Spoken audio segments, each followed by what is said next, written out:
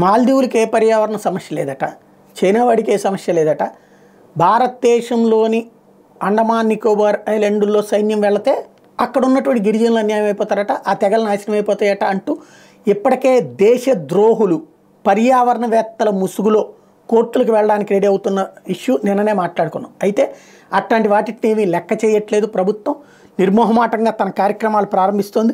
Defence minister Rajnath Singh is all set to inaugurate naval base INS Jatayu in Lakshadweep next month. The military infra in far off Lakshadweep comes amid strained ties with Maldives. INS Jatayu is located in the Minicoy Islands in Lakshadweep, just over 500 kilometers away from Maldives.